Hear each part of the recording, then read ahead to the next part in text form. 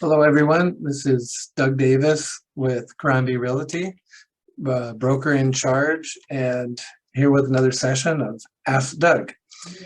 And today I wanted to talk about how much do I offer on a home.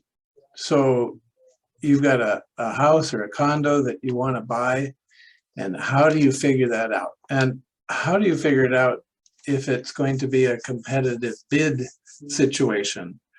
Or how do you know it's going to be competitive bidding situation? Maybe the property's been on the market for a long time and you don't anticipate, but there might be.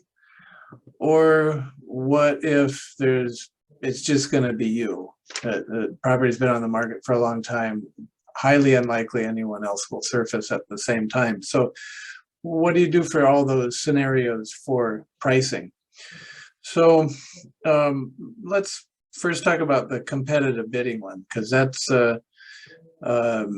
very prevalent in certain price ranges here on Oahu, and especially in that $1 million to $2 million price bracket. There's homes that are getting a couple dozen bids on them, and the listing agents will often set the time period for the offers to be in a week or 10 days from the listing start.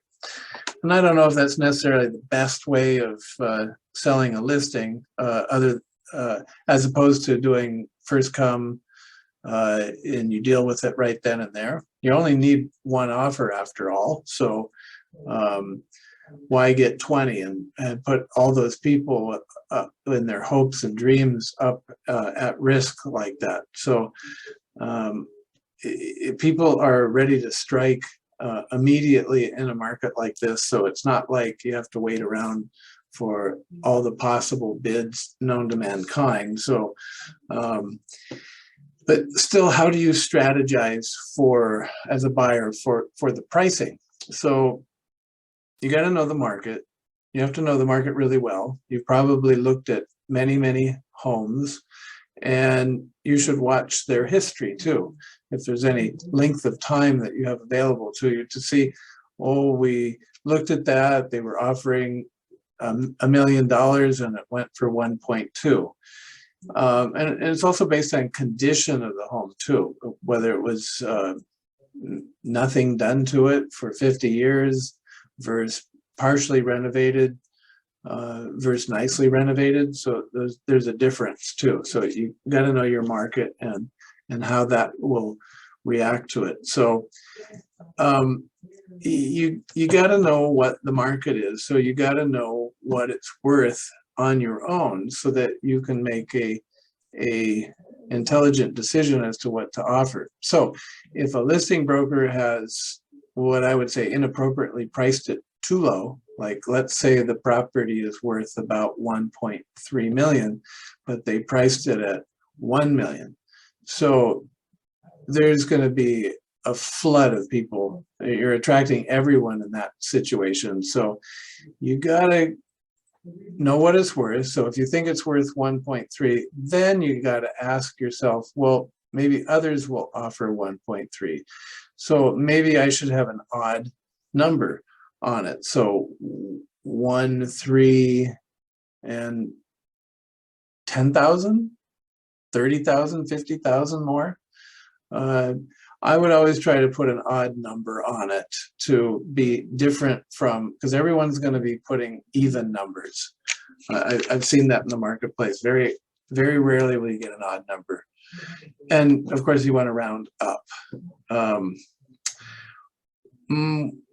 You can also add to your offer that we will pay more. So there's a clause that we've been writing in the marketplace here, is we will, if you verify that there is a legitimate other offer for, say, 1.3 million, then we'll pay 5,000 more, 10,000 more, 20,000 more, something like that, so that you've got one last shot at being picked, one more technique to being picked on getting the home. So that's one thing you can do. Another would be to remove a lot of the the little extras that sellers have to pay, and as a buyer you would pay them or just not do them. So there's things like termite inspection, survey,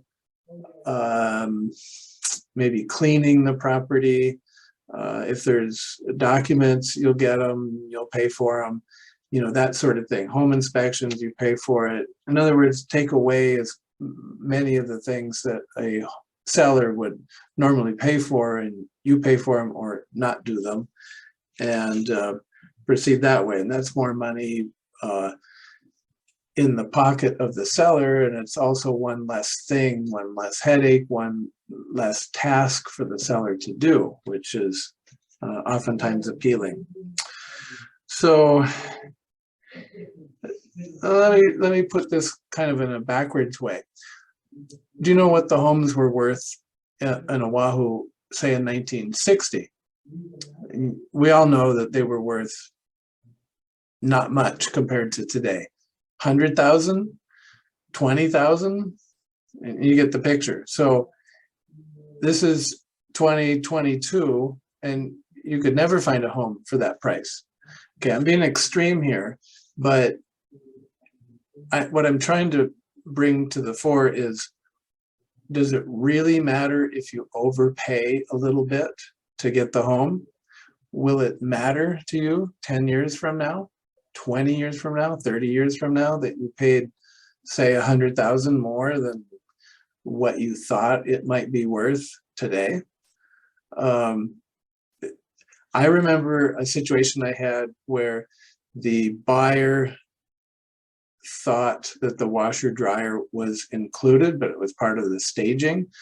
And back then, it was 30 some years ago, it's probably $500 each for the appliances, probably less actually. And they wouldn't buy the home because they wanted the seller to buy them washer dryer. That home was worth $285, and today it's worth probably 1.7, $1.8 million. You shouldn't buy it because $500 appliance.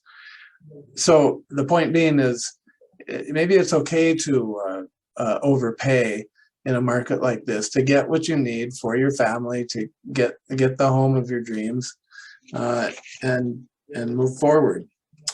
So, and then lastly, I mean, there's nothing that says that we have to negotiate. There's nothing that says that we can't pay full price. There's nothing that says you can't overpay or pay more. So we don't have to do these negotiation things.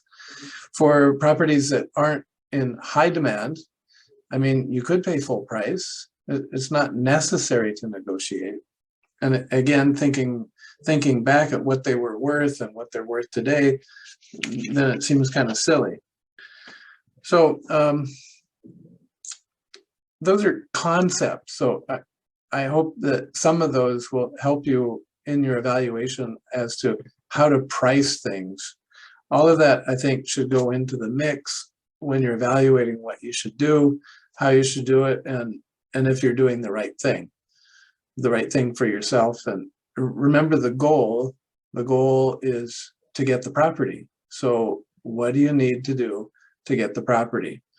So you got to be up to speed on pricing. You got to know what homes are worth and selling for, and you need to see some of the recent sales.